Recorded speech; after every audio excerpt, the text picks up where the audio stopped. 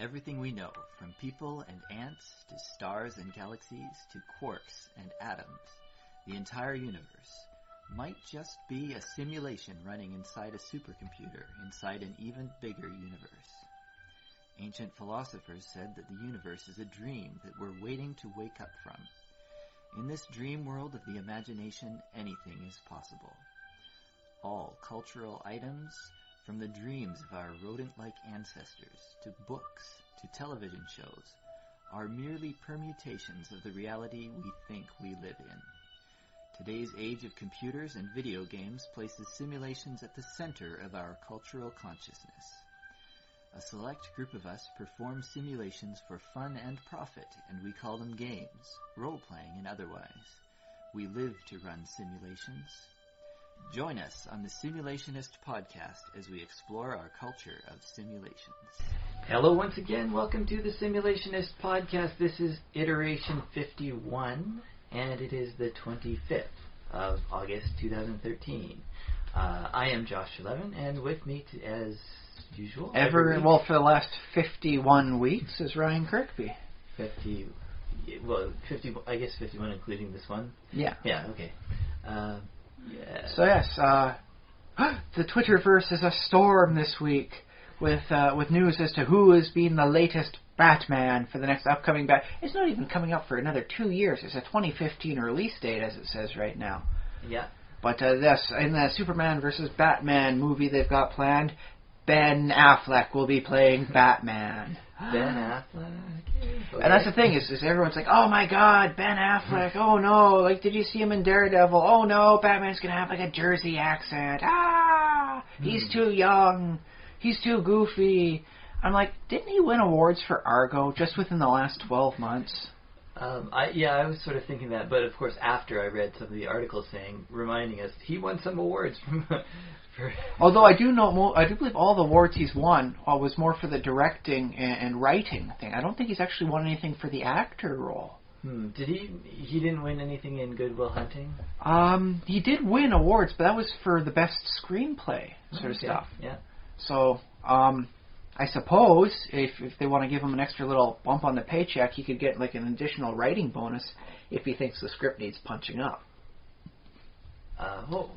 I suppose he could. I mean, he's the thing about Ben Affleck is he is multi-talented, or maybe he's multi-half-talented. Like he's able to do a lot of things passively. Well, that's the thing. I think he's pretty good an actor too. Yeah. He hasn't won awards, but then again, there are many good actors that haven't won any awards. I love some actors that I don't think have even been nominated for an award. Yeah, that's true. I mean, the world is full of people, talented. And let's be honest here, when it comes to a lot of the Hollywood awards, there's a lot of politics going in behind there. Maybe Ben Affleck just isn't playing the game politic. Yeah, I would have thought that Ben Affleck was kind of one of the better sort of players of the game. At least that's what I hear reading, articles and stuff, is that Ben Affleck is generally well liked. Well, that's the thing, he's well liked, but does he go in, does he schmooze, does he try and, brown nose to the right people so he can get an Academy Award nomination? I bet he does pretty well. I mean, I guess the thing is, a lot of those guys are really, expert at making friends and networking, and so maybe he... Whereas, I mean, he's got a wife and 3 kids, so clearly, he can't be, as much a schmooze as like the single person who's so dedicated on his career. He's out there every night making sure he's seen and doing this and doing that. No, because you know what? He has to be at home by a certain time, because he's got to make sure he sees his kids off to bed. Okay. Yeah, well, I guess that's probably... If he's a good parent, he better be. No, I imagine that's probably what he does, because... he seems like a person who very much cares about being a parent, from what I've seen. And it's funny too, like because he's not one of the younger crowd anymore. Like you don't think of him as being the fiery young man, clubbing, like going out to nightclubs and stuff. I mean, I'm sure he does occasionally, right? Then again, I don't see myself as a young man anymore. I'm just a guy now. I'm not just a young man, just a guy.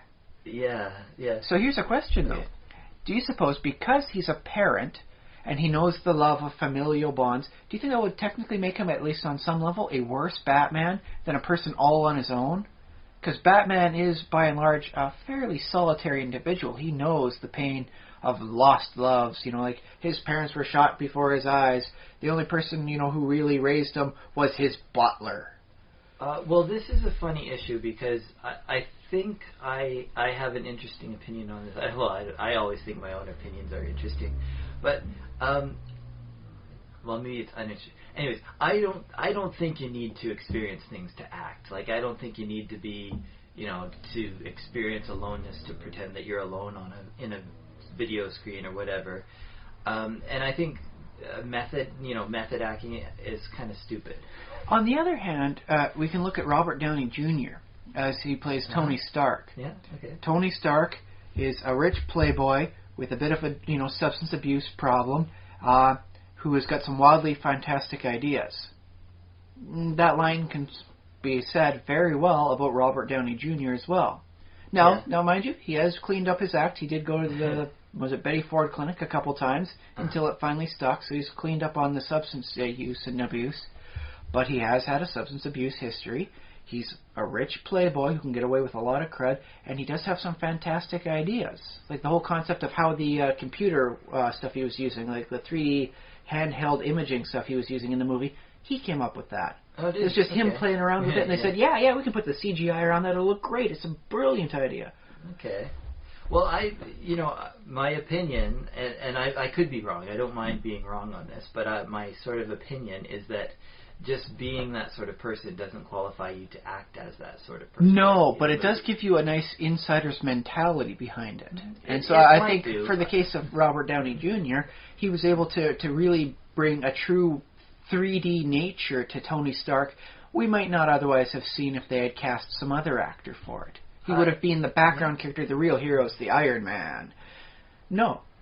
Like, my wife does not like Iron Man a lot. She loves Tony Stark. Whenever he's on the thing when we're watching Avengers, she'll want to see that stuff. When he's in the suit, yeah, whatever. When it's just Tony Stark walking around being like the flippant kind of cool, fun person, she's paying attention. Okay. So Robert Downey Jr. clearly brings a lot to the character. I believe that, but my opinion remains, and it's just... It's not absolutely necessary. I just think that that's just because he's a good actor, and those sort of things just happen to coalesce in the same person. But I don't necessarily... he might even think himself that, I'm better qualified to play a rich playboy who's got substance abuse problems because I am. But I don't think that necessarily has to be the case. That's all. Okay, so what you're saying is it doesn't necessarily, demand it for the role. You don't have to be that person. But if you don't have that skill, it's not like it's an actual hindrance. I think, yes. I think that's what I say. And because I think acting is its own skill, and it's something that kind of, if you work hard enough at acting and you also have a little bit of acting talent and you're a bit naturally good at it, it doesn't matter. Let's face it, with some of the people out there saying Ben Affleck has only a little bit of acting talent, so apparently that's all you need. I think so. And to make it in Hollywood, you need a little bit of talent, you need a little bit of talent, a lot of charisma, and a fair amount of actually, would you call it hard work? I'd say showing up, because it's that does seem to be a big problem with a lot of up-and-comers. They just wind up blowing their chance because they can't keep it together. I mean, some people can call it hard work because it is like you're on the set for a long time. Sometimes 12, 16 hours a day when the shoot thing is like, we got to be out of here within 2 weeks. We got to get all the scenes done. So you got to kind of compress it, and you do a lot of work at once. But also a lot of that time is standing around, which can be stressful, but it is also just standing around waiting for the next scene. The hurry up and wait situation. Exactly, yeah. So yes, it's hard work, or no, it's not. I mean, it's... Well, that's the thing, is a lot of people don't see acting as hard work because it's not physically hard. Man, it's like, okay, yeah, you call it hard work. I'm out there on the oil fields for 12 hours. You try that. But it can be very mentally fatiguing. So maybe instead of hard work, you can call it just fatiguing work. I'd say so. And there are days when actors, like if it's an action movie or something, sometimes they do have rigorous scenes. And it's funny because like a very small scene that, you know, it's 30 seconds of the character sweating on screen. It's like that's all day for the actor. That's like their whole day. I do believe a good Jackie Chan reference should be mentioned at this point. Sure, yeah. His stuff is very intricate, and sometimes it does take him an entire day just to get like a 30, 45 second scene where he like dives through a chair and winds up using that to fend off, you know, the attackers, and then he jumps onto a roof or something. Yeah. Well, Jackie Chan, I mean, he almost breaks the whole he breaks the whole mold because, like, he's just, you know, it must be day after day of just physically demanding work. Not only does he break the mold, I'm pretty certain he's broken almost every bone in his body at some point. And all the props. And probably some cameras and other equipment. Well, it's physical work he's doing. I mean, no one can begrudge him on that one for him doing an exhausting day. I wonder, though, like, do you think he gets used to it? Or I bet he's in pain at the end of every day. Well, here's the thing, is my wife and I, as we have some spare time, and when we're having a supper, we'll watch the old Jackie Chan adventures. And at the end of every adventure episode, they have, like, a kid, "Hey, Jackie," and they ask a question. Mm-hmm. And yeah, they have covered that. No, apparently you never get fully used to how fatiguing it is. Okay. It always gets you because it's just at the limits of proper human endurance and stamina. Yeah. Even if you can do it once or twice, to do it continuously for like 8 hours, 12 hours, that gets on anybody. You should, if you don't feel tired after that, you're either dead or a robot. Which might be a nice, segue into an interesting movie. It's like, oh, he's a stunt double, and he can work those extra hours, that's why he's in high demand. Turns out, no, he's a robot. And, I don't know, I'm not writing the full movie, and you guys can go from there as to how you want to progress. But, okay, the robot stunt man? Well, I don't know, cybo stunt or something. And whatever, how you want to play it low-key or, the high, end of a thing. But it's at least a nice excuse for a lot of good action scenes. Yeah, well, yeah. So there you go. Now, where are we going? Yes, we're going back there. Oh, so for you... What do you think? Ben Affleck as Batman, yay or nay? Well, I think I'm going to end up seeing the movie, is basically what I'll say. I mean, I guess I'm going to reserve judgment until I see it, but I'm probably actually going to go to the theater and watch it. So he's got my money, basically. Well, not physically yet, but he's guaranteed a ticket, at least from me. So I'm going to give him the benefit of the doubt until I hear or see further information. If only because I believe he actually knows the character and respects the character of Batman. Because you do have some people that come on there, they've never read a comic book before, they don't know who that is, it's something man, that's all they know they're doing on there. It's like, what's this, I'm Wolfman? No, you're Wolverine. Well, that looks like a Wolfman, right? It's like, no, you're a mutant, so you don't have to... No, Ben Affleck knows Batman.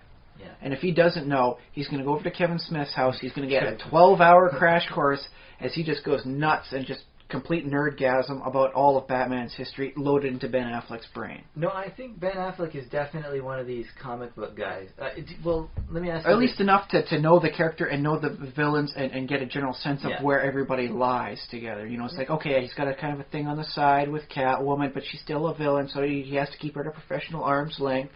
It's not just, okay... So she's in spandex. Is she with him or not? Was there something going on the side? No, he actually knows.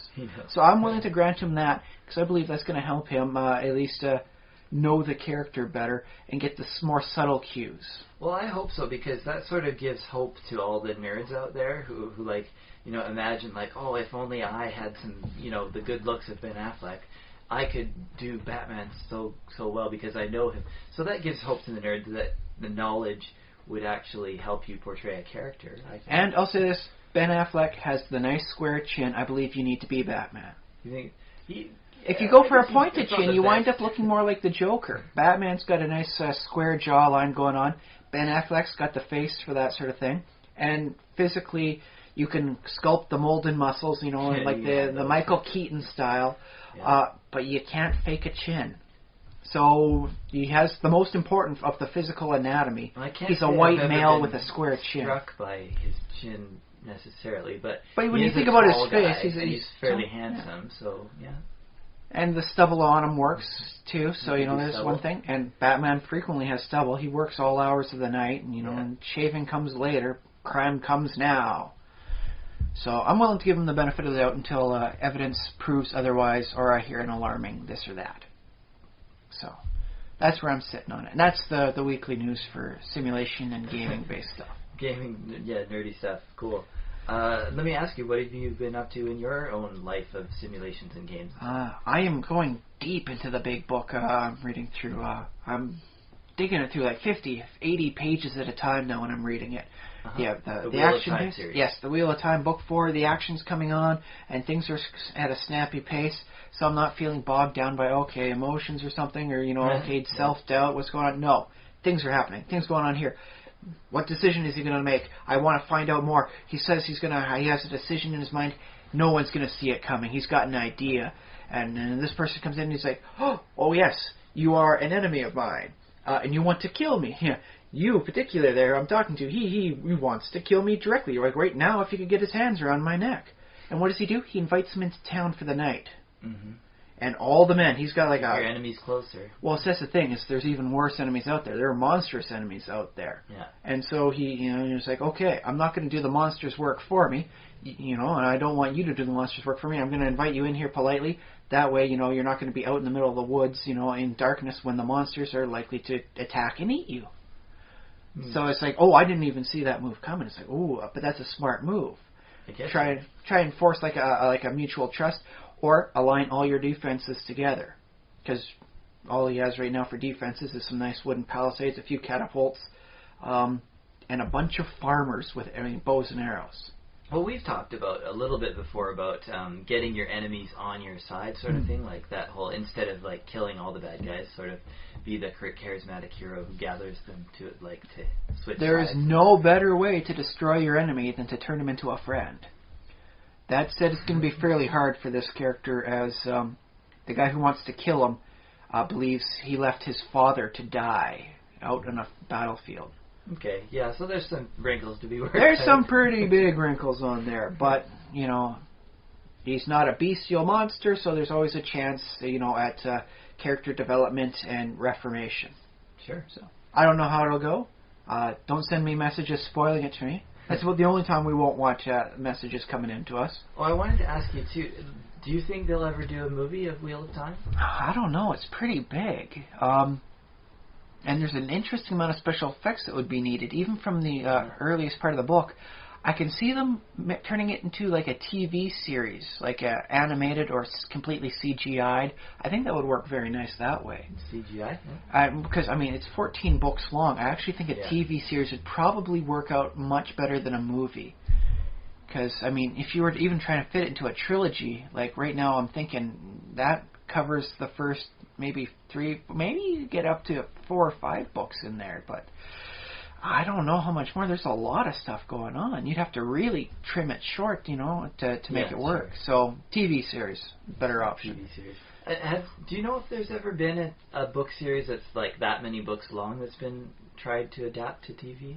I think they did the Narnia books, which is about 7 books, but those are fairly short books, actually. So. And they're fairly compartmentalized. Like what happens in book 1 may get referenced in book 2, but it's not, directly everybody, and then the adventure's still happening. Yeah, that's true. The Harry Potter is, I think, the best of the longer series. Okay, the books got really big towards the end, so Yeah, and they did all the books were eventually made into movies. Yeah. So, other than that, it gets pretty long, and then you really have to have a devoted fan base to it.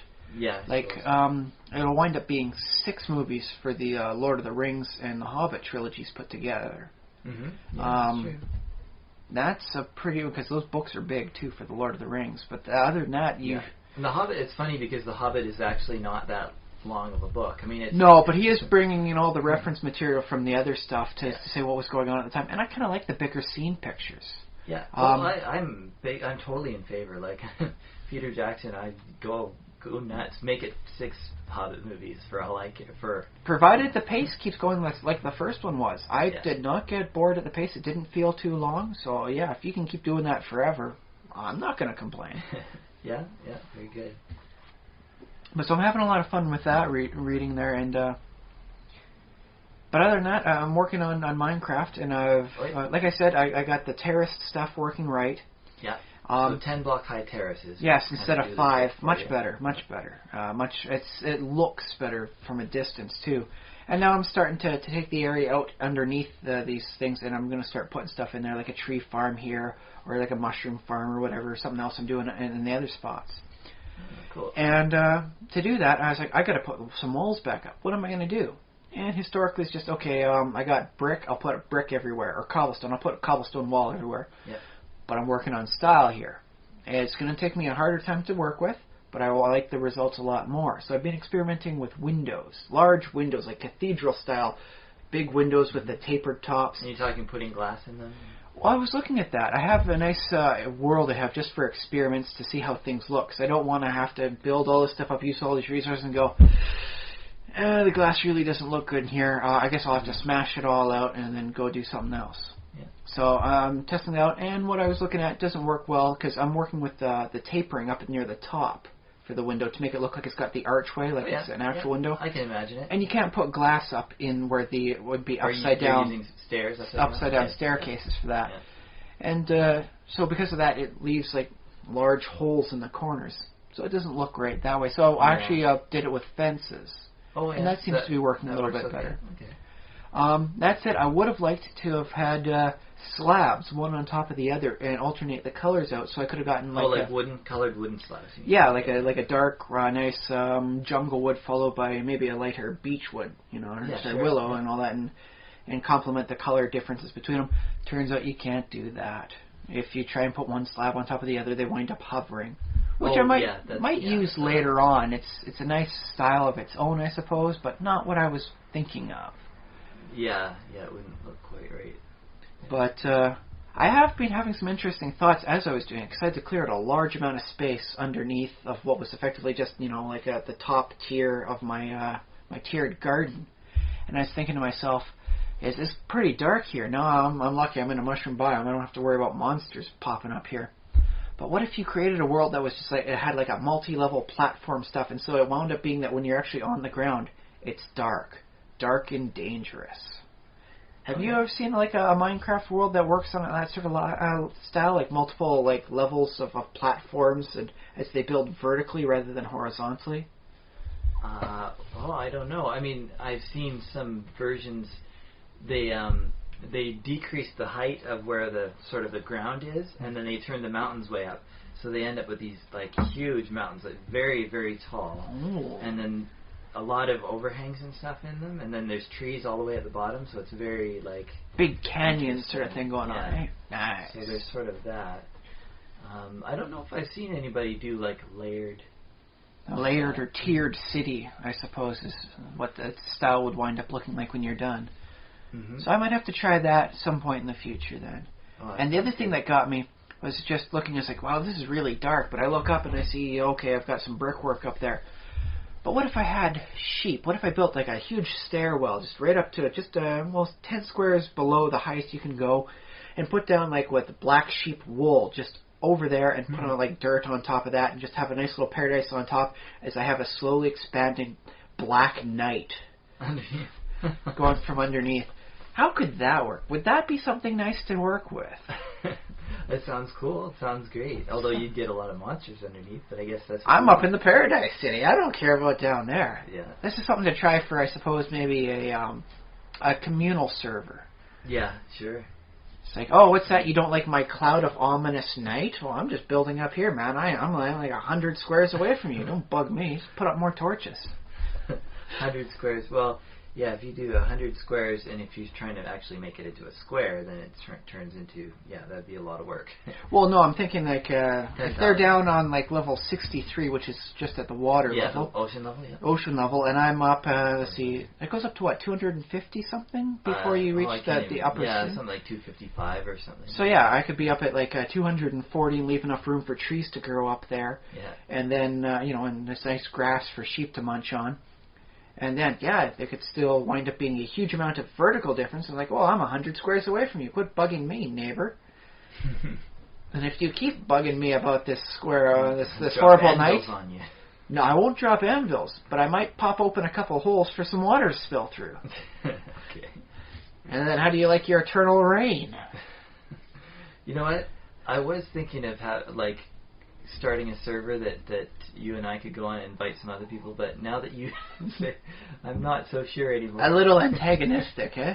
No, it might be fun to have one of these days set up a server. Or, well, you know, in February they do have that whole bit at the local Godacon where they have like a Minecraft server that everyone can use, and it's like, oh, come, you know, after 3 days, take a look at the best things you can build. I will have my ominous and, you know, dark spire and my cloud of night all hanging about. Oh, that sounds fun. Like, with a nice, beautiful paradise on top. Great trees growing, wonderful animals. Oh, yeah, sure. Yeah. If you get up there, it's great, yeah. Yeah, great. I could even build my own little, you know, like desert biome up in the one end there, too. I could make this whole thing work. Yeah. I could have some fun with that. It would be a little labor intensive, but I think it'd be completely worth it. At least for me. I don't know about the people underneath my shroud of darkness. Well, servers can be pretty big, or, you know, Minecraft worlds can be pretty big, so if they really don't like it, they can just move away out of sight. See, that's why I'm thinking of starting at 0, 0 for the coordinates. Right. Or just outside of that, so that way if, you know, they wind up respawning, because, oh, they died. Oh, great. Welcome to the eternal dark. Although, I think the way the game rolls is you respawn at the highest block, the highest level, or, you know, the level that the sun can reach, basically. In that case, I might have to just have one area of light. One little area. You leave that area of light, and congratulations, you're in for trouble. Yeah. Well, you'll have a hole basically in your plane. Yes. You'll have one hole at spawn where it like drops down to where people respawn. Yeah.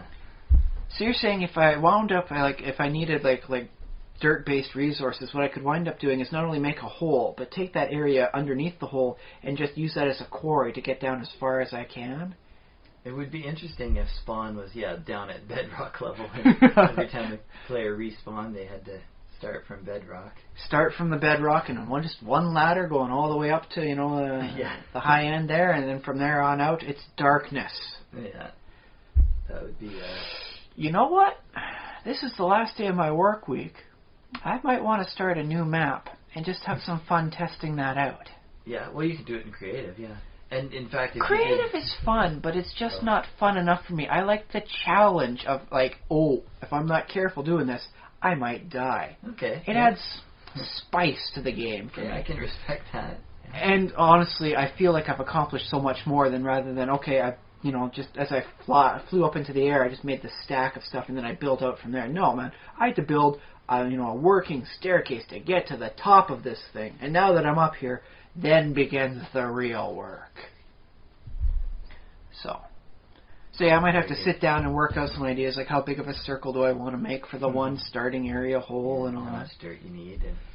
Well, that's the thing is I just start skimming off the land until it goes down to, we'll say 63, 64, and then I just make a flat, featureless plain of dirt and, not even soiled dirt. It'd just wind up being, no grass on top, just dirt and bare rock. Mm.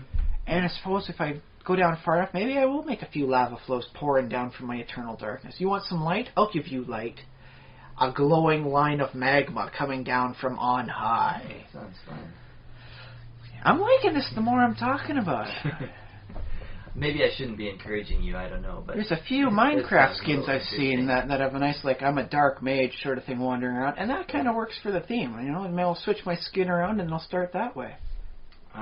What was your persona on, do you remember, on the Realms of Evil forums? Yes. Boy, back in the day.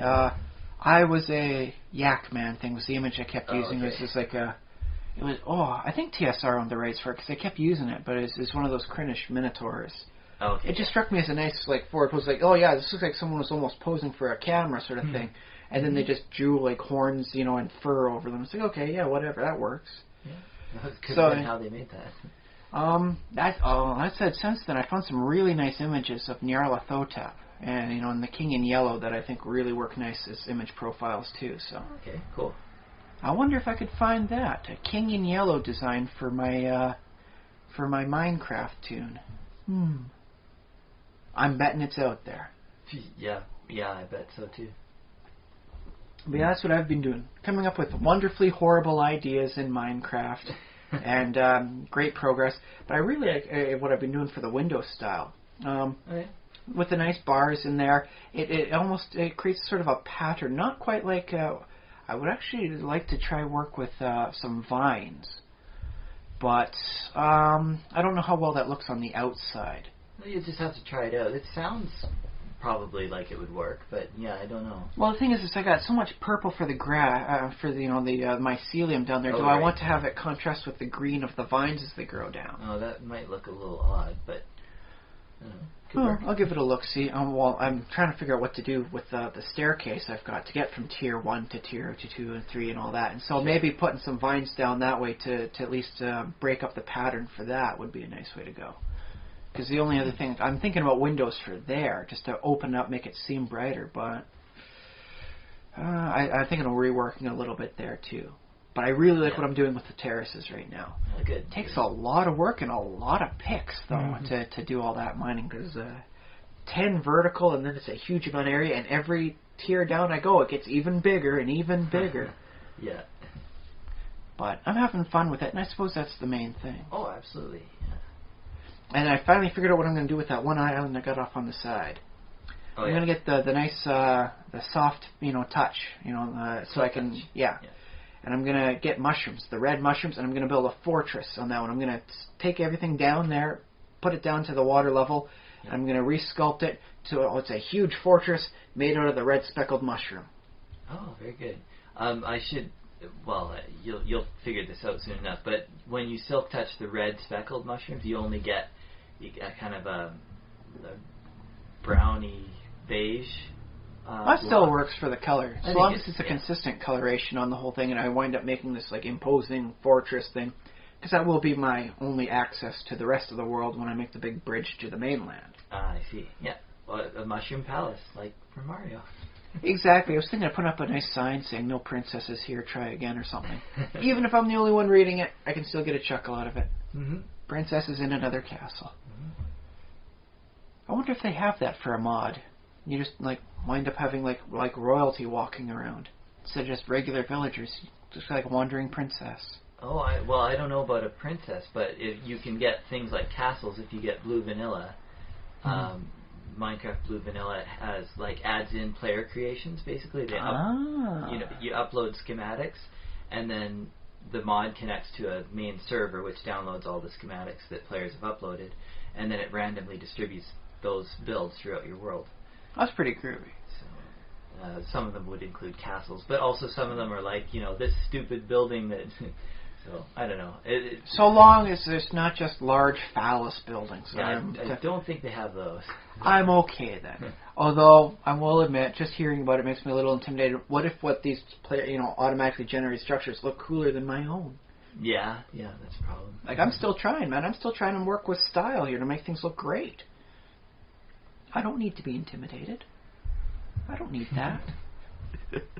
Well, you should know. You should look at it as inspiration or Well, that's what I do. I got a nice folder of file images I've seen from Minecraft that I do for searches on this and that I use for inspiration when I look, and it's okay, I see what they were doing here. It's a simple trim around this line to help break up the monochromatic style. Okay, nice. Yeah. I don't need the images right there in the game, man. I don't need that. Maybe not. My fragile ego demands I can't. Well, the thing is, I've seen a fair number of people who do really impressive buildings and stuff on Minecraft, and I've noticed a lot of them. What they say is, oh no, I got this aspect from someone over here, and they, this idea is from someone over there, and sort of, they just steal. I mean, you call it stealing ideas, but it's basically. I think it's an idea sharing. Yeah. I don't think you can actually steal an idea. It's like the illegal file downloads and all that. You don't steal it, you copy it. You do copy it, and of course, it's always. Polite or the ethical thing to do to at least tell reference people where you got it, right? And that's why I see all these people on YouTube being like, I got it from there and there, and this is so and so's idea, and here's his YouTube channel, but I did my own take on it, sort of thing. So very nice. But yes, I'm still very new at this game, so I'm still working on basic ideas and concepts. You still don't use diamond tools, right? I'm just so busy with the topside stuff. I have so very little chance to get down deep. Also, for me mentally, if it's what can be considered like a semi or finite resource, I'm really loath to use it on something that will eventually expire. Mm-hmm. So if I wind up getting diamonds, I'll likely make it into like a block or something, and then use it for decoration, because that way it's there forever. That's true. You can get. This is what I'll tell you what I'm working at, or this is a while back that I figured this out on Minecraft. But I got a village going, and I got a fair population. So I have some what are they? Blacksmiths and librarians. The librarians buy paper off you if you get the right trades from you, so you get emeralds from them, and you can use those emeralds to buy diamond tools from the blacksmith. So you That's infinite. likely where I'd go through. But like I said, in the one island I've got off to the side that I've made, I'm still doing a lot of work there. I would like to look into, because I know you can make the high density apartment style where it's just a lot of walls and doors. Yeah. I want to do something a little bit better. Now, I do want to have some diversification. That way, if I do go there, it's like, okay, I go here, and there's actually a blacksmith's place here, so I can do stuff here, and they got places here I can sleep in a bed there. It's the inn. Yeah. And so it'll wind up actually looking like a real town or subterranean town, or however I want to wind up doing it, as opposed to just the high density. Okay, now I can get more trades, so... Yeah, that's true. So I'm a little slow there. I may wind up just looking up new village design ideas to see what works. Yeah, well, and especially with the new zombies, you need to be extra careful that there's no dark spots with zombies. Oh, trust me, I know on that. Although I am having fun at that island because right now I'm using it for my source of wood. Yeah. And so I'm wandering around underneath at night because I've hollowed out a whole area underneath, and I can hear the spiders up top. Yeah. And so I accumulate them up like a giant, like monstrous version of like the whole cotton candy machine, yeah. And so then when daytime comes up and the zombies die and I hear the creepers go off, I come on up and then I kill the spiders and get their webs, and I'm making beds out of that. I'm turning that into the blocks of wool, and then I'm making a bed or two out of it that way. Okay.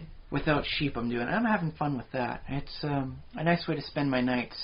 Unless I decide to just go to sleep and wake up. Okay, next day, let's go. Okay, cool, yeah. So, having fun.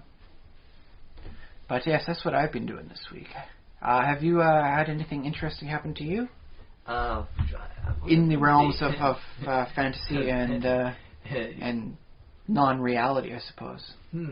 Yeah. Well, I don't know if anything's happened to me, but I have been working on Minecraft stuff. Let's see. One thing is I did a bone bars fence. Ooh. Now I think you mentioned before that you wanted a bone block. Well, I think the bone fence works real nice too. But then I don't know how, like lightning struck my head. It's like, why didn't I think of bone bars before? So I did it. It was really easy, really quick and easy. It's like, here's a texture. I didn't even have to make too many changes in the So is it then just like a bone equivalent of like the iron bars that they have? It's got the same hitbox as the iron bars. It's got a slightly different texture, but and I'm still not 100% happy with the texture, but it stuff like textures, you want to take the time to adjust a little here, a little there. But I've done a few versions, and I'm getting closer to what I'm kind of your envisioning final product. But I put it out there and. Along with the rest of my mod pack, and my mod pack isn't getting too much comments or anything yet, so I don't know. It's up there for the public to see, but well, here's an idea for you now. Right. You've got like a flesh block, you've got bone bars. If you can add a few more things, you could come up with a biome, where it's just you find that the land suddenly becomes like a flesh, and the flesh stays as it is. You like blood water. Yeah, you do blood water, and all the whole thing like that. You could have some sort of nerve tree, I suppose. I don't know. Or actually, with the way that they go, you could turn it into like lung tree. Mm-hmm. So it winds up, instead of being leaves, it's like the pink alveoli and all that. Yeah. Oh, that's cool. And hey, if it's just the same sort of thing with a different color scheme on it, that will get people to getting it, because sometimes that's all they want is, I'd like this, but do you have it in pink? And you say, yes, I do. That's what we have in place of trees in my new creepy biome. Oh, yeah, well, yeah. And then you just make us a monster spawn any given time of the day there, man. It's just a creepy, horrible land. It's nasty. Yeah, that'd be good. Or I suppose if you wanted to, you could make it like a separate realm, like the Nether or the End. That's possible too. Yeah, and that way it's like you're in the body of some sort of, I don't know. I've seen a couple of suggestions like posted here and there on the forums and on the Reddit of something like, why isn't there like really creepy, like I think somebody called it belly of the beast or something else, like inside of a creature, like. Well, so here's the thing: you could have like blood streams. You could have like acid streams. They'd act like lava, and then you just like a bubbling acid pit. It's like no, it's kind of like a stomach sort of thing, just an open stomach area. I'm sure somebody's done acid for Minecraft. I'll have to look that up. I'm sure that exists because that's like. Now here's the big question: would you come up with an antacid tablet you could throw into the thing and turn it into regular water? I don't know if I have the coding skills to do that. Okay, you can just put that up as an idea when you put that there and see if anybody can help contribute. Yeah. Well, and I find that I am getting better and better at like figuring out how Minecraft works. I mean, you gotta flex the muscle for that, yeah. Yeah, Java's one thing, and I'm learning that too at the same time. But also, like Minecraft is just simply, and the fact is, it's also a bit obfuscated. It's not intended to be modified, even though they're cool with it, but they didn't design it so that you could go in there. That is one of the things I really do like about Dwarf Fortress. It does have modding in mind, and that's why it has such a large proportion of modding community. Yeah, so I don't know how Minecraft ever managed to get where it did with modding, but it is like it's a huge thing with Minecraft. There's tons of them, and that's probably why mine isn't getting that much attention. It's just because there's so much out there already. Well, like I said, I mean, some of the stuff I've come up with on Dwarf Fortress has got attention simply because it was different and unique. I found some way to utilize musical items for something other than a trade item that's otherwise just a junk creation. And that wound up getting people as, I like this, and it's actually used in a few mods. I'm not sure if it's properly referenced, but I don't care. Yeah, it's probably But it's in there, and they use it, and you can find in a couple of mod packs to say, you can actually sit down and just play a guitar, and that's how you pass the time. It doesn't actually make any sound. It doesn't really train much. I think it trains technically your axe skill. I had some fun with what trains what. Okay, yeah.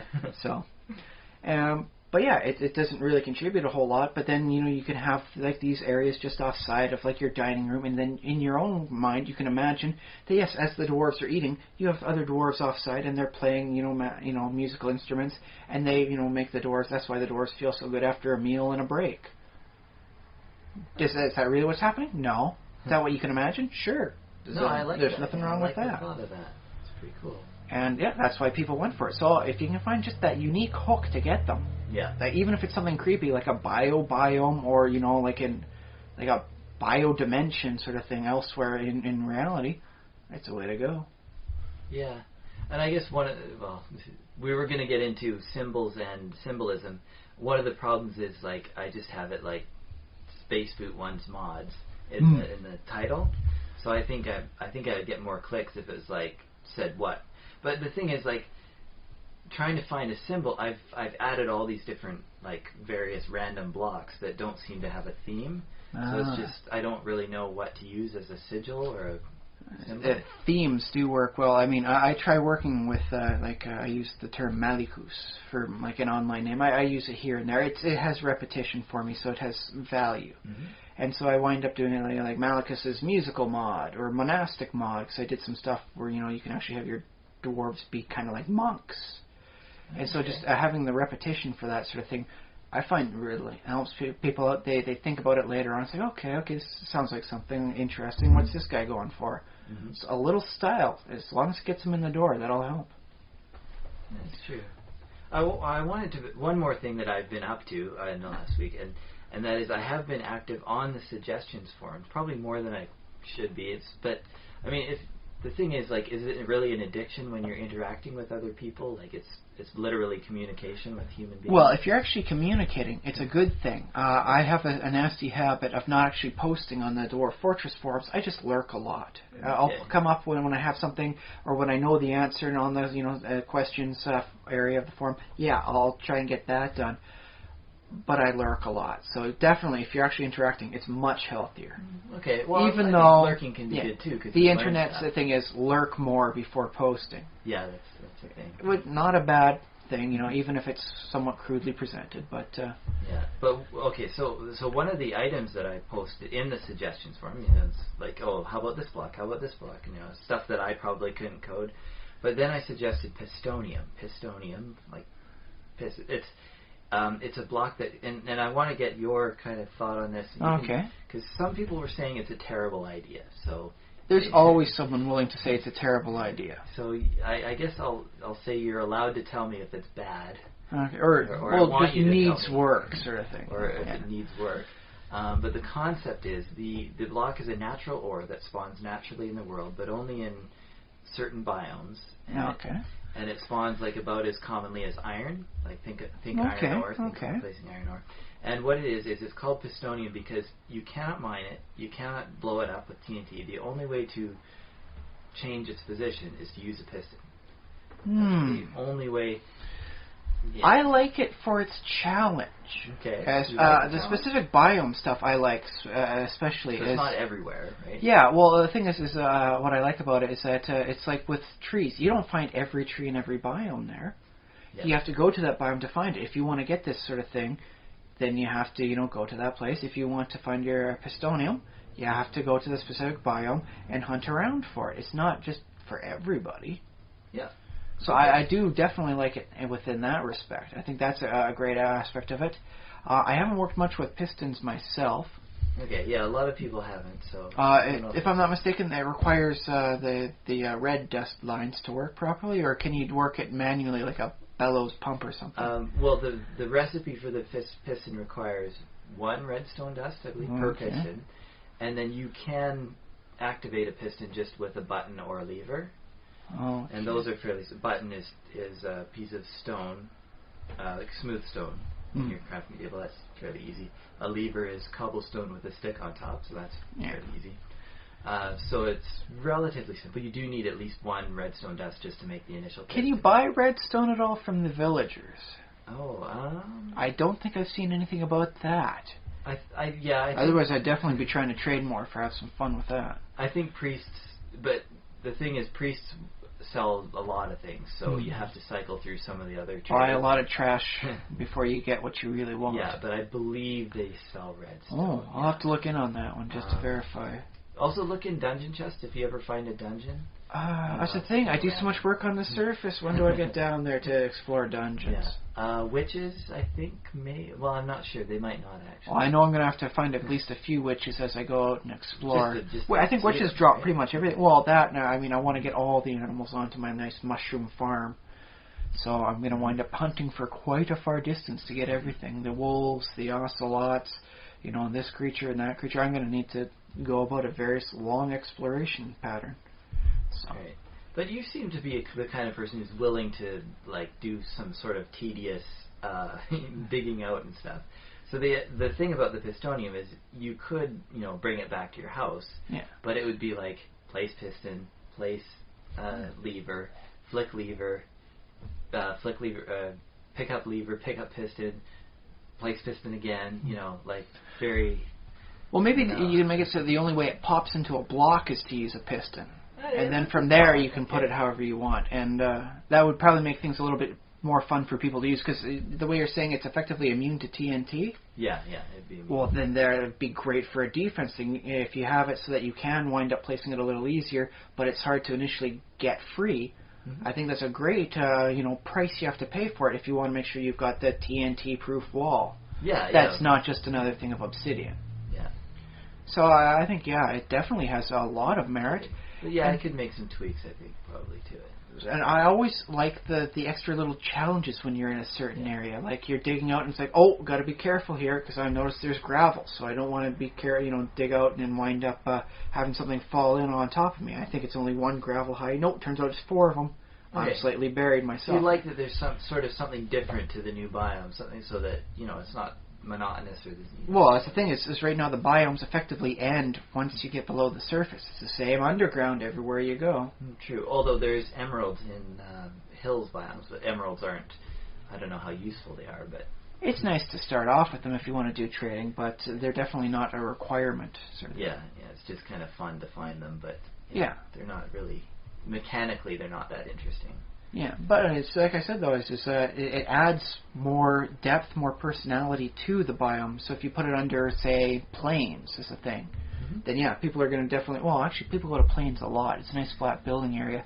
Put it for extreme mountains or extreme hills, something that people have a hard time walking around. Definitely. Yeah, something that people might not. Or maybe underneath a desert. sort of thing. Because I don't know how many people like working on deserts. Yeah. So. Actually, I was thinking there are some new biomes actually being proposed. Mm-hmm. So possibly I was thinking there's what is it? It's called disco hills, not disco. Well, clay hills with different colored clays on layers, kind of like the Grand Canyon. Oh, I do like that.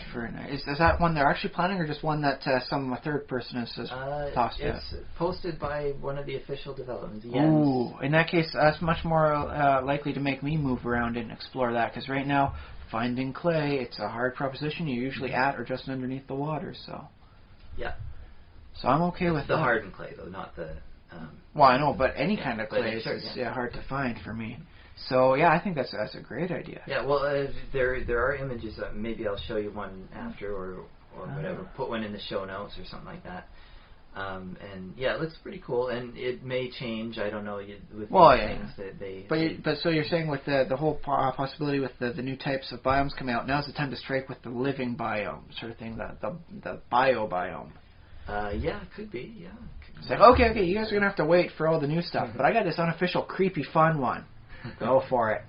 Spawns skeletons and zombies like you wouldn't believe. Or maybe skeleton warriors. I really hate how skeletons are always ranged. Because they always seem to find me so much quicker than I see where they're coming from. Next thing you know, I'm jumping off to the side with, whoa, there's an arrow in me now. There's skeletons in the Nether that are like with swords. They're melee skeletons. But I'd like some more variety of that sort of thing up in the regular surface land. Okay. Yeah. Rather than just this is melee, this is ranged, and this is AOE. Yeah. So. Can use some more cool stuff, but I'm sure they're always working on it. They're always adding stuff. So. I'm sure if I was willing to look, I'd find a mod that has flying creepers, and that's the last thing I need. Kamikazes. Well, just make them climb walls, and that's about all you need. That's the last thing I need.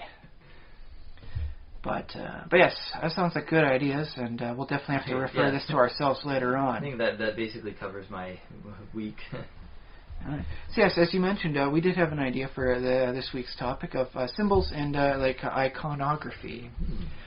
Because we are thinking about getting we want something that says the Simulationist more than the word the Simulationist. Yeah. If we can come up with an icon, an image that says or encapsulates exactly what we are, I think that would be a great way of putting it out into the internet.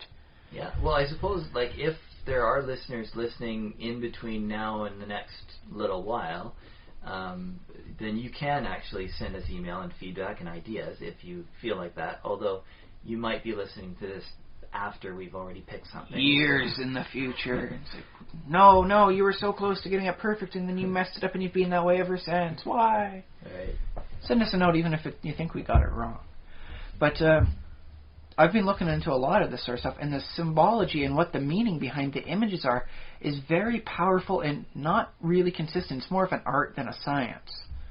Oh, yeah. And so that's what's slowing me down. I'm much more of a science-minded person. And the heraldry works well. I mean, I suppose we could put like a heraldry symbol if we want, but that kind of indicates more of a medieval fashion. And I think we should like to work all around the various fantasies and sci-fis. Well, it's hard to be kind of a universal, and sort of that's what we do as the Simulationist. We do a universal show that covers almost anything that exists. If it's not technically real, under the strictest purview of reality, we try to incorporate it. Yeah. So like I said, you have to be careful. The heraldry would be so much easier to work with, even though it's mostly in French. No offense to French speakers out there. I just have a hard time trying to understand what it means when the thing's written out in a different language. Well, isn't it in English French? And that's the thing. It's not even consistent with the French or English languages. It's like on a field vert, and it's like vert. It's green. Okay, so it's on a green background, and then I have to translate the thing. So even then, it's an imperfect science. Mm-hmm. But see, what I was thinking for a nice new image is an eyeball. Well, not just an eyeball, but an eye with a question mark in the pupil. Yeah, question mark's good. In this case, it would be we look at things, and we question them, which is a nice area where we come across most of our topics. Is we see this and we think to ourselves, how does this work here? Or do you think this is really valid? So I think it works that way. But it does say because symbology is very much an art. It could say different things to other people. Like the eye, for a long time, just one eye indicates private eye. It's an investigator. The Pinkerton detectives that have sadly gone the way of the dodo are an interesting example of that. They were almost synonymous with the eye, and the "we never sleep" as their logo, which is kind of creepy. Yeah. But I mean, no, it means we won't fall asleep on the job, and solid sounds nice that way. Yeah, that's true. And then there's anonymous with the question mark for a head. That's a thing. Yeah, and I gotta admit that's a pretty nice symbol. The cool. Question mark headed suit. Yeah. But you work that. I mean, you look at that, and if you've never heard of anonymous, you see a question mark, head for a suit, you're gonna think maybe it's the Riddler. Is this like the symbol that the Riddler uses in Batman? Could be, maybe not, because it means a lot of things to a lot of people. So what would you like to consider for conceptual ideas and images? Oh, do you mean for the simulation? For the simulationist, yes. Okay, we'll do that. Is there anything that you could say that just as a basic image, I got almost like a clip art thing, I suppose. Well, one that's been rattling in the back of my mind for a long time is an image of puppeteer, but the kind with the strings, like some hands with puppets on strings. Like that, because that's sort of pulling the strings and telling stories and manipulating things. So. See, that's a very good one too.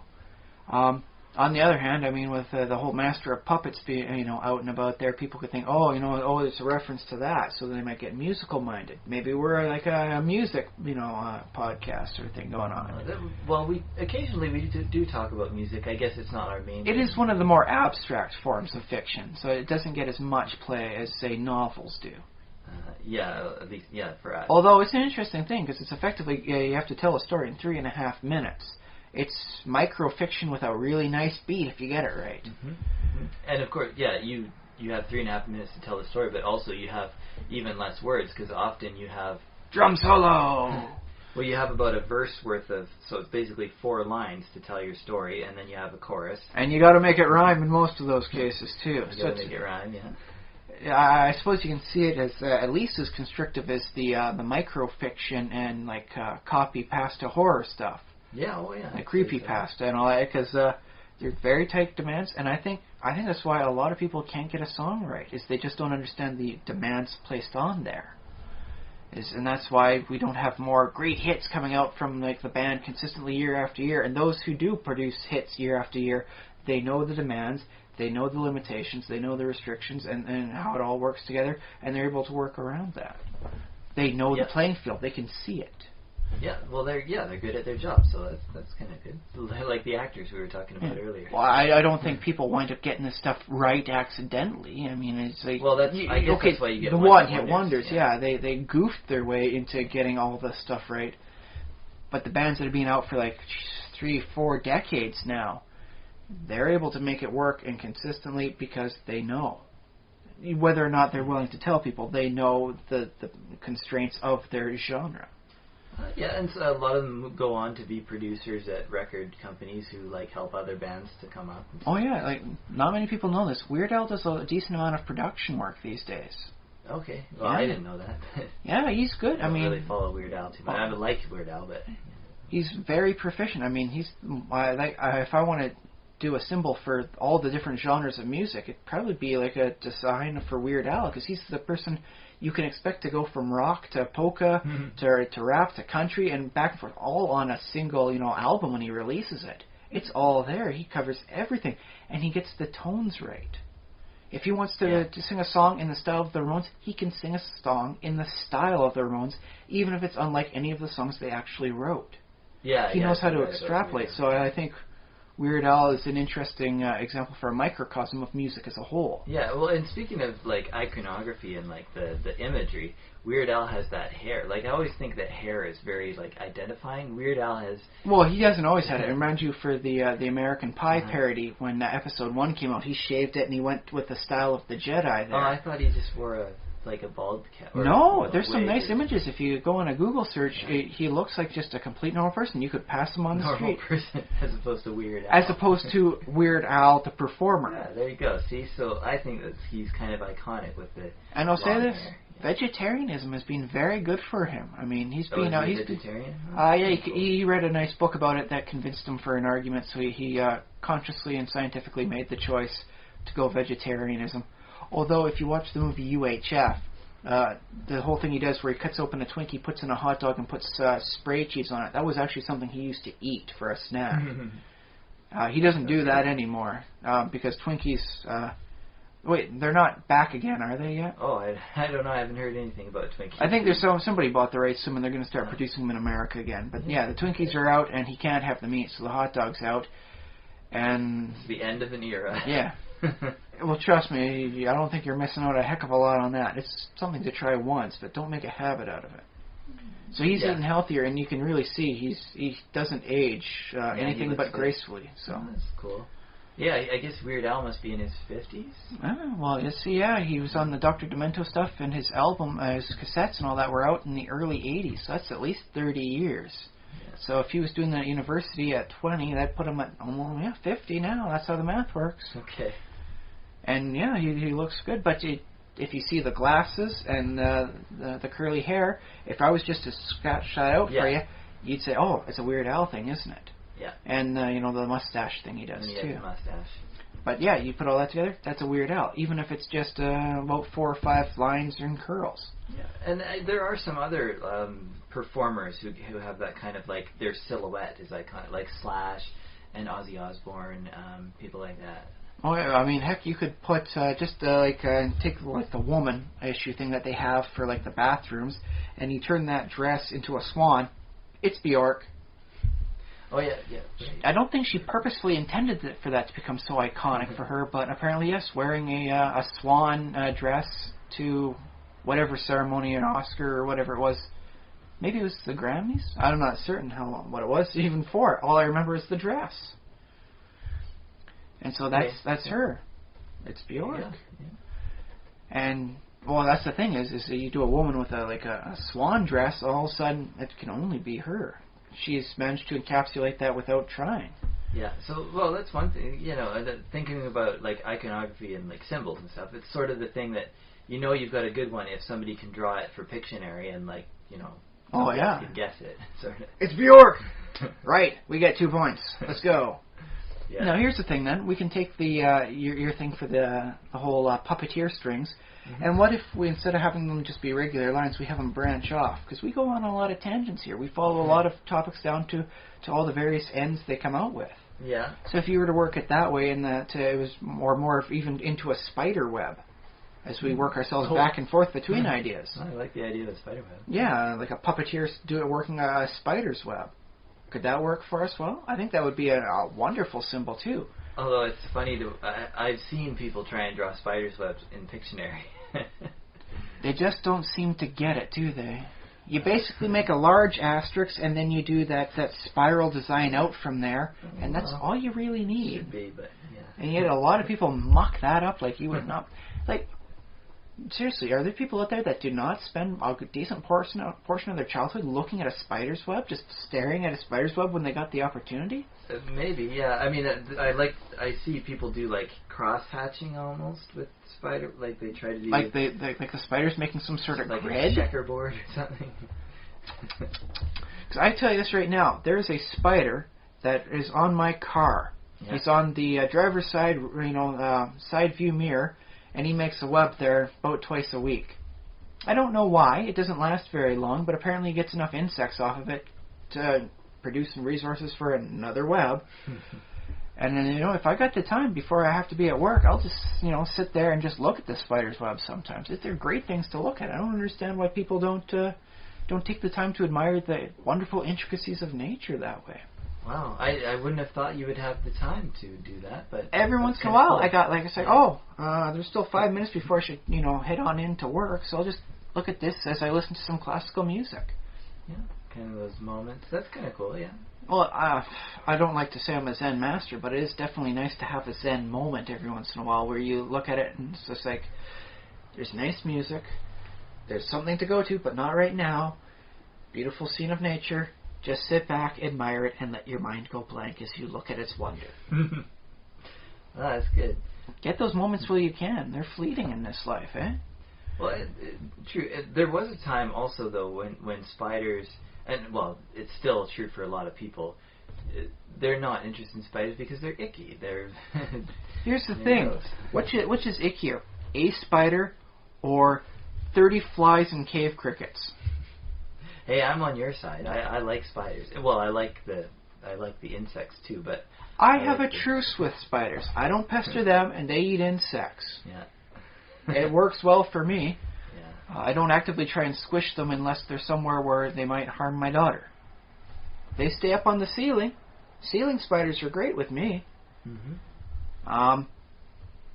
Well, we don't have. Do we? I don't think we have poisonous spiders here. No, we are very lucky here in North America to have a wonderful minimum of poisonous creatures that will only actually bite you if you pose a legitimate threat to them.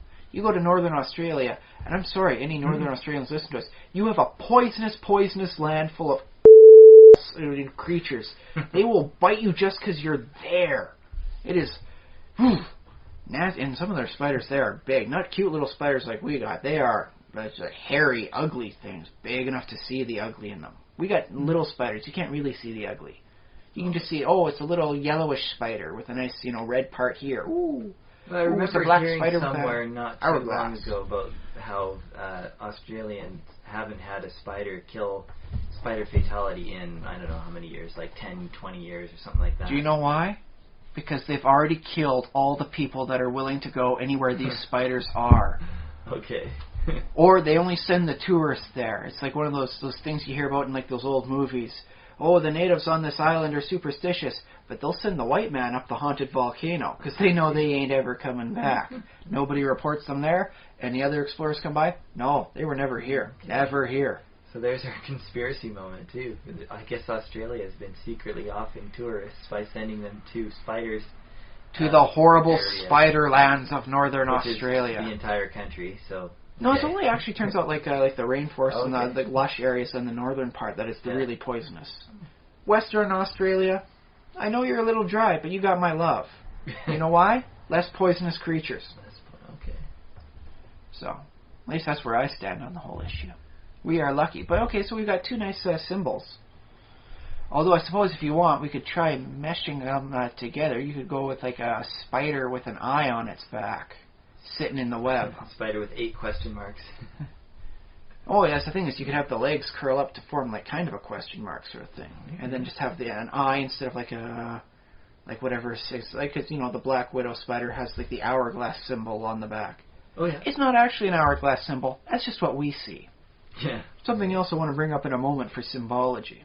Okay, yeah. Is, but yeah, you could put like an eye on the back of the spider, as it's in there. And I think that a little complex for an image, but a pretty sweet image, I must say. And it definitely was, ooh, look at this. Well, these guys got here. They got something here. I'm going to click that link. Yeah. But, yeah, so I didn't want to mention that, like, the Black Widow spider, with its hourglass thing, it's not actually an hourglass. It was never designed to look like an hourglass because it wasn't designed. Yeah, it's natural. I got that. Yeah. I know that much. And so there's a lot of subjective opinions on the thing. Like you and I look at it, we say, "Oh, it's an hourglass," or you could see like a red X on black sort of thing. Kind of marks the venom, and then just kind of fills in the spots there. In the comic books, the original Superman insignia was not supposed to be an S on the shield on a yellow background. The yellow stuff was supposed to be the Kryptonian language. Oh. Okay. And that was like a word there. And that the red, was just like a blank part. But because we're here on Earth where we have the letter S, that's what our mind sees. It sounds apocryphal to me, but I'll buy it. No, this is actually legitimate. I think they changed it after the first crisis because it was kind of hokey. Okay. Now it's actually an S, and they have like a lot of language and stuff. They got like an 8 in there, and they got some other type of weird symbols in crest as part of the Kryptonian language. Mm-hmm. S just happens to be a letter that corresponds to this and that meaning. It means like hope or something. Hmm. I guess he wouldn't be very super among his own kind. Well, the fact that he's the only living Kryptonian makes him so much more, true, super than the rest of them. Yeah, because they're all dead. Now, here's an interesting thing. They got a lot of kryptonite coming from Krypton there. Uh-huh. Not a lot of biological material. Like, what happens to, say, Kryptonian bone? Is there like bone kryptonite there? Is there like petrified, like whatever the Kryptonian equivalent of the dinosaurs is? Well, you got to remember, I haven't heard anything of that. A planet is huge. Like the biomass alone on a planet would be like 0.0001%. And he's been encountering this stuff in stories for 6 decades plus now. And this is not just like once a month. We're talking like 3 comics every month. That's like almost once a week. In addition to crossovers with other stuff and big things going on, and the whole standalone stories. You'd think at some point in time they'd have had some sort of like petrified wood kryptonite. So you think out of like, say, let's say there's 10,000 samples of kryptonite, 10,000 would be crust, mantle, or whatever, part of the planet. Well, he's encountered such a wonderful variety of the stuff so far, and there has been an interesting amount of biomatter that has come throughout the decades. There was like a giant ape. There's like some sort of giant like pterodon sort of thing. Minerals. They found minerals for that. They got gold kryptonite. They got jeweled kryptonite. Yeah. So I think they may have exhausted their supply of rare Kryptonian things just by statistics alone. They should have found more of the actual just rock. I think they could have done some stuff in they had the one series where the Eradicator comes to Earth, and it's because it's looking for stuff, and it comes through like a boom tube or wormhole type thing, and brings a lot of Kryptonian technology with it, and that's how Superman really keeps right now in his Fortress of Solitude. Is protected through Kryptonian technology, even if he's not 100% certain of how it works. Yeah. Could have been nice to have seen some of that stuff come by. It's like, it was just on the outskirts of it, and so it kind of hits around the surface of the Earth every here and there. Okay, well, no, I can believe that. Yeah, and plus, it's a comic book, so as long as it's interesting, then sure, why not? Yeah. So yeah, what Kryptonian bones, maybe? Yeah, Kryptonian mummy. I would have loved that. Oh my! Make it for a Halloween episode. I would have loved that. Kryptonian, like a super mummy. Yeah. Picture that, man. Awesome. The mummy's flying around with laser vision. But he's still all wrapped up, and the whole thing like that. Now, are you allowed to use, does Universal own the idea of mummies as monsters? Or? No, because they're actually part of Egyptian history. And not just Egyptian, I mean, you can work with more mummies the style of the Aztecs. So instead of just standing up, it could be like all squatted up, and he'd be like a squat, shorter figure, really creepy looking, really nasty. But I don't think it's part of Egyptian or any other lore that they. But there are many cultures that have. Oh, that's the thing. Almost all cultures have this philosophy of the dead can get up and walk and hurt you. Good. The Vikings had that. Yeah. The Vikings had a horrible undead Viking that will kill you, all your loved ones. And he's even worse than the regular Vikings because this one's dead and won't stop just because you hack him. He'll keep coming. Oh, that's kind of cool. That sounds like... their Vikings were badass. A little bit like a zombie or a vampire, I guess, yeah. It was more of an intelligent zombie than what we see for the standard, just brains. Yeah, no, there's more of a ghoul, like a revenant in the... Well, revenants are technically English, but yes, it's the intelligent sort of undead. Albeit not wonderfully preserved like vampires. Although Kryptonian vampire kind of rock out too. Kryptonian vampire. Because then you could bring in, like, the thing is like, oh no, this sun doesn't hurt him, and your cross doesn't hurt him, and you can work in some nice background stuff about the Kryptonian sun and their religion, because apparently they were pretty decent sun worshippers on Krypton. Kryptonian cross? Yeah, or like some sort of Kryptonian like religious thing of what Ra was like. Might be the Superman S. It would probably wind up being something like that. They'd work it in, like it'd be like S's all around, and the S on the outside of it would wind up being like the solar flares is what it represents. Oh, that's cool. Why am I not sending in ideas to DC Comics? I'm coming up with good stuff here. I'd like to see an issue of Superman in which Superman like wards off zombies just by the symbol on his chest. It's like, I would love to see the snark on another superhero. It's like, what? And he stops zombies with this stuff too? Is he not powerful enough already? That would be pretty fun. But they have done some wonderful stuff with the deity Rao, or Ao, or whatever. Okay, Rao? the Kryptonian. By Rao. The solar deity Rao. And so apparently they had one bit with the Morpheus and the Eternals. him having a conversation with one of them saying, oh, what if you have this wonderful planet that's so delicate, so ready to explode? Doesn't that make anything produced on it much more valuable and beautiful? And that becomes the planet Krypton, and that's why it so easily exploded. It's because he got the idea from an eternal. The delicate world is so much more beautiful because of its delicacy. Yeah. Or no, delicacy even implies he's going to eat it. Delicate. It's fragility. Fragility. There we go. There's a word. Yeah, okay, fragility. Fragility works well enough for us now. But, so yeah, I think I'd like to say, I know they had a story arc involving a cold, Kryptonian deity. I'd like to see more of this stuff. How does that work? And does that apply to Superman? I'm pretty certain he's Catholic. Or maybe just Methodist? What's the main religion over for... in Kansas? In Kansas, yeah.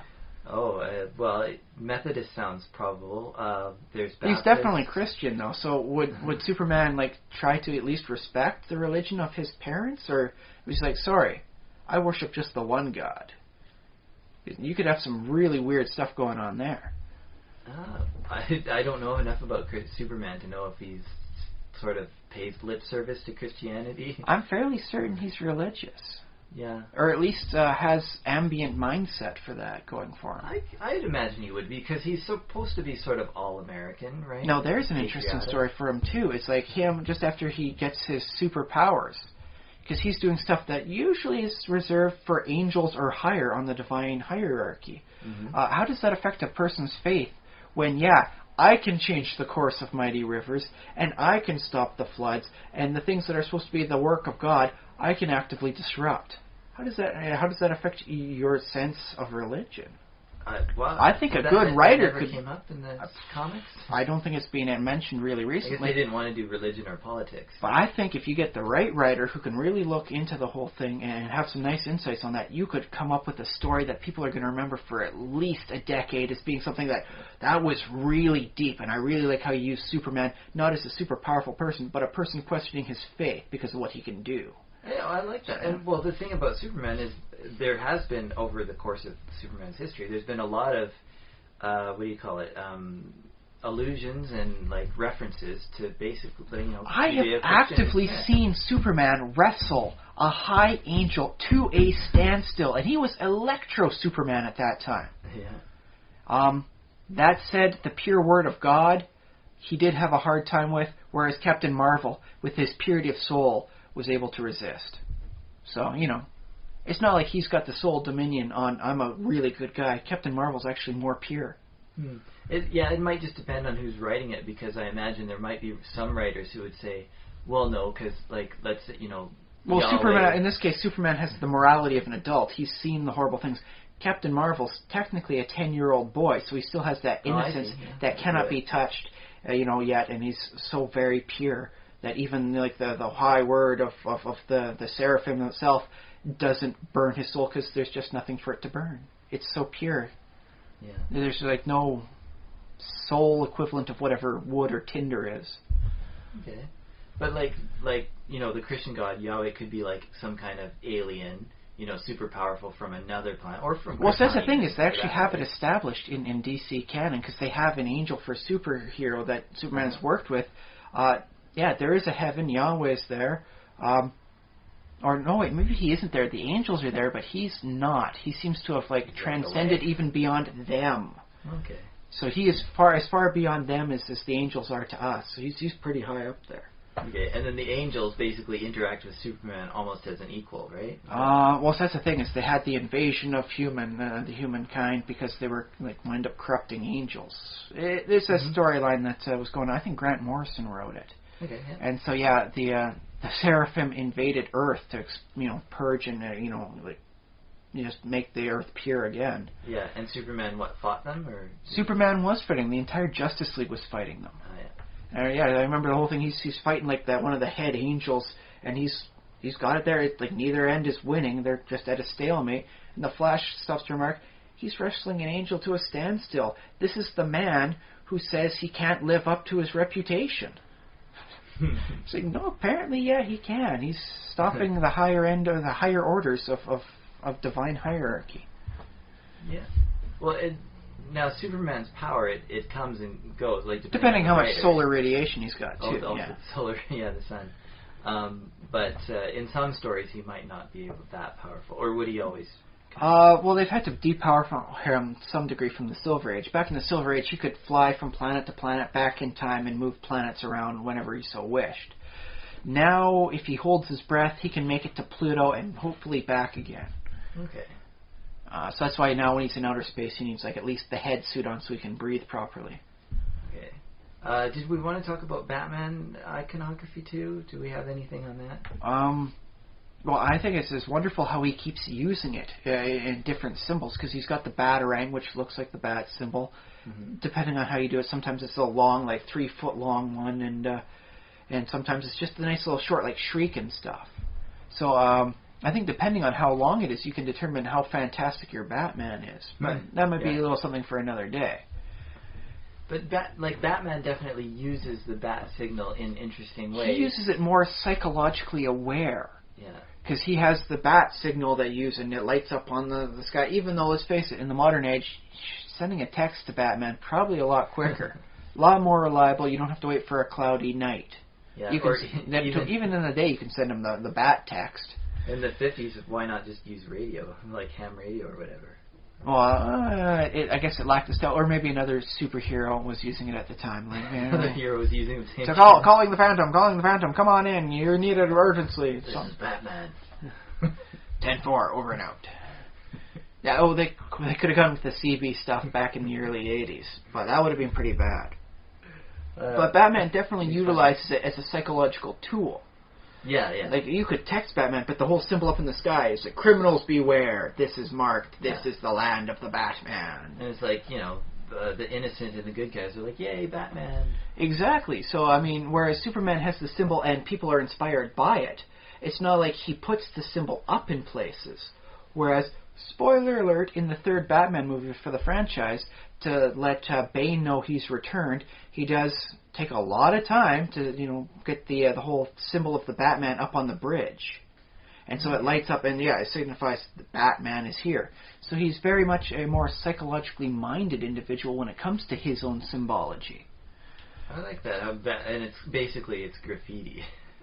Well, yeah. Of all the crimes Batman seems harsh against, graffiti really isn't there. Especially if you look at all the graffiti in the downtown alleys of Gotham. Yeah. It's the one crime you can get away with.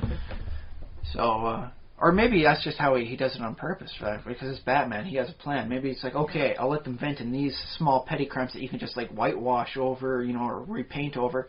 But if they break a window, I'm breaking a skull. Yeah.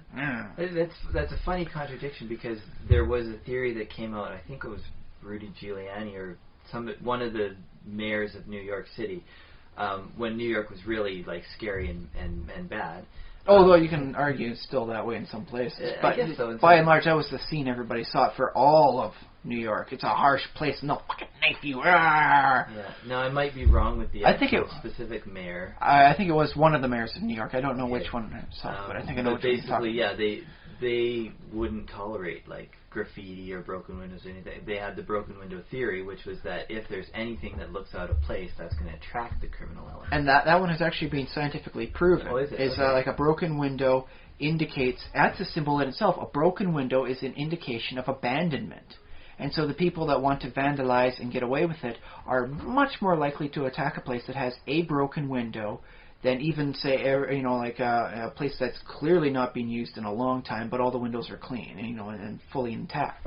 Okay, so that is sort of a thing, yeah. And you would think that Batman would know something about Batman being, but maybe he just never read that paper or whatever. Mind you, with Batman, it could just be that, okay, I'll make a note of this, I'll send Robin down there. I've got to stop the Joker from killing another dozen people tonight. He's got bigger fish to fry. I guess so. Does the Joker work every single night, though? If it's not the Joker, it's someone else. It's always some sort of psychopathic madman, although arguably with some people that might qualify as Batman, too. Although doesn't Batman work 30 minutes a week, basically, and then sort of stay frozen in place until the next episode? No. Will our hero make it out alive? Find out next week. No, because same bad time, same bad channel. No, in that case, he tends to be tied up so that he's not frozen in time. He's tied up, or Robin's upside down next to a bell tower, and he's about to get his bell rung, quite literally in many different ways, sort of thing. His bell ring. That's a yeah. I remember that from actually one of the things. It was like ticking down to the midnight, and the tower was going to chime. And the big thing was that it was that the bell tower was dedicated to Bruce Wayne's father, Thomas Wayne. It was like the Thomas Wayne, like a clock tower, and it was like seconds away from going to kill Robin. So it's like, ooh, nice extra touch. I like that. You guys are usually campy, but that's a very nice poetic touch to it. I liked it. The villain actually wasn't that bad either that week. So, but that might be a topic for another day. Quality of villains.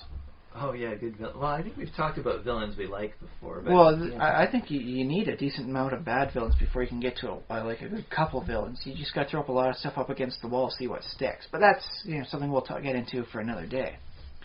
But his Batman is very clearly using that on a psychological level, which I find interesting though, because now that that's established, in the same universe they have the character Booster Gold. He's from the 25th century, and he comes back in time to make a name for himself. Yeah. And he's very, very commercial. He will sell anything. He will get on a box of Wheaties and he will hawk that thing. If you give him money, he will be the best salesman he can, because dude wants the cash. Right. Yeah. But he doesn't have the same sort of iconic image. Despite the fact he really wants to be out there, he just has his face everywhere. He doesn't have an image that says, this is Booster Gold. So there are some things money can't buy. Well, money can buy. He just apparently won't spend the money on somebody to design the image for him. Like a golden star would be a great image for him, because I do know he uses a star and he's Booster Gold, so a golden star would be a great image for it. He doesn't use that, though. Huh. Despite all he can do, he can fly. He's got a nice color scheme. It's a yellow and blue color scheme. It works out nice. Definitely heroic colors, but no, he doesn't have the image. And maybe that's why he's a second-rate character in the comics. I wonder. Now, this is another conspiracy thought, though. Okay. But I wonder if the editors, I guess, or the people who make decisions about the comics, I wonder if they deliberately keep certain characters as the iconic ones and say, like, well, no, you can't become more popular than Superman or Batman. Or do you think they would... I think probably the reality is if another character came up to that level, they would just be like, okay, that's our new flagship. Well, they would jump ship. I right? think that works so well for what Marvel's been doing, because for a long time it was Spider-Man and had the spider thing and all that there, and then it was Wolverine, and Wolverine's on every freaking comic, even ones where it's they had one thing where it was Wolverine on every issue of the Marvel comics that month, even if it wasn't like their superhero stuff. So it'd be like him fighting a supermodel. And it's like not actually in the thing, and they even mention it. Wolverine not actually in this episode, but he's fighting her anyways on here. Hala, and it was kind of funny, sort of thing. And now it seems to be Deadpool and Deadpool's and all this stuff, and he's appearing there, and he's got the image. So Marvel's clearly one to seize on, like, this guy's popular. Let's keep running with that horse. Yeah, and I guess it's sort of like I don't know if they're keeping up or if they're trying to stay ahead of what sort of the fans are enjoying. I guess it's a game in itself of trying to meet what sort of fans are interested in. Well, I do know the fans have a wonderful love for the Marvel hero Squirrel Girl. She's a mutant. She has squirrel-like mutations and abilities, and she's not technically the most powerful, even though she's defeated incredibly powerful villains. Some of the higher-end villains in the Marvel universe she's defeated. Not Galactus, but she's working her way there.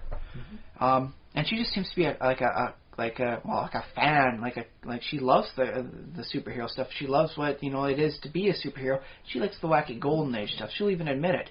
Yeah. She likes the stuff more when it's like fighting apes on the moon, right. And the fans love her.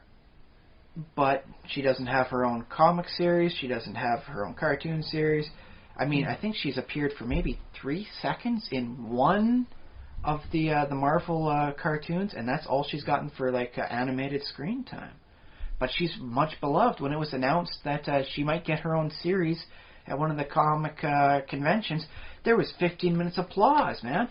They got more applause hearing that she might get her own limited edition series than I think anybody's gotten that Ben Affleck's going to be the next Batman. That's kind of cool. I guess, I mean, you have to be careful with characters that are, like, people love in those first initial small doses, because it's possible that if you expand them out, they might not be as appealing. So right now she winds up being a secondary character. She's a babysitter for most of the superheroes. Oh, yeah. Like Power Man, Luke Cage, he's got a kid. She babysits there. Sometimes she helps babysit, the Fantastic Four's kids when X-23 is busy or something like that. But yeah, that's her thing. When she's not saving the world, she's actually a babysitter. And I think she still goes to school, so she can't, save the world every night. Like a super babysitter? I'd buy that. Well, let's face it. If you're a super-powered person and you've got a kid, you're going to worry about a supervillain coming after your kid. You're going to want somebody who can take down Thanos or Doctor Doom. So, yeah, it makes a lot of sense the more you think about it. And apparently her rates are very affordable too, so that's always something to consider. In a world where there are mutants and superheroes, then yeah, it makes tons of sense. And no, honestly, I mean, she seems like a much more intriguing babysitter than just an average person. It's like, the kid, it's like, she's got like a fur outfit sort of theme going on. What's up with that? And so, that way, at least the kid remembers the babysitter, and that's a nice step forward to making sure you've got the child-babysitter relationship going. Because you do have to consider that sort of stuff with babysitters. Otherwise, it's just a stranger bossing the kid around, and that sets up for a lot of trouble. My theory on babysitting has always been, like, give them candy and let them watch the TV, and they'll remember who you are. At least play games. You're Candyman! And then, you got to worry about the parents wondering, why are you being called Candyman? But yeah, by and large, a lot of kids take care of themselves well enough that if you're okay with television watching, at least while the parents are out, it's a good way to go. That said, I do not endorse a whole lot of television watching for the younger children. It has been shown with negative health and intellectual development side effects. Yeah, that's kind of a bummer. Well, maybe there'll be a technology to solve that in the future. More interactive television is the way to do it. Television tends to be passive. The kids that grow up watching television learn less words as opposed to those who go out doing other stuff, and they're less physically active. So yeah, I mean, there's sort of YouTube is a bit more interactive. Ooh, we got to be careful on YouTube, though. Well, yeah, 3 wrong clicks and you're in the wrong part of town, buddy. Okay, well, I've never ended up there. You've never found the wrong end of YouTube? Wrong end of YouTube. Try it later at night. Just click a random thing, and then watch that and click a random thing on the side. Within about 3 clicks, you'll find yourself in the weird part of town. But what else kids could like wear TVs on their head so they could be playing outside at the same time as watching TV? Well, I think more of perhaps an augmented reality, like with the Google Glass and some of the stuff going on there. It might be a little bit better off for the kids than just sitting passively watching television. That said, heck, split up between TV and at least a book, man. If the kids know how to read, make sure they read a book and then maybe watch some TV. All right. Well, on that note, yes, we've spent an hour and a half about that on talking about many things, topics. Yeah. But yeah, I think we've come up with a nice image for what encapsulates the Simulationist. Yep. A puppeteer working a spider's web, and we got like an eye spider, as in the center of the web. Yeah, well, we'll probably have that. Find somebody with artistic talent to help us out with that. Yeah. I have nothing. I can barely do a stick figure. Okay. If we need a stick figure, I'm your guy. Maybe if I make enough stick figures in the right shape, it can start looking kind of like the spider's web. I don't know much else, though. Thank you, listeners, very much for listening all the way to the end of yet another. This is the 51st iteration. There are 54 more. And if you work for DC or Marvel Comics, we got ideas. Send us a line. Do we have an email address, Josh? TheSimulationist@gmail.com is our email address. You can find us on Facebook.com/TheSimulationist and YouTube.com/TheSimulationist. Basically, just Google Simulationist, and any which way you can find us. There's a way to get a hold of us. I think we've got pretty much to the top of that, so, yeah. Well, we specifically chose a word that would not be confused with much other stuff. We pretty much own it by this point, even if we haven't trademarked it. That's right. So that's all for this week. I've been Josh Jerlevin. I've been Ryan Kirkby. Send money.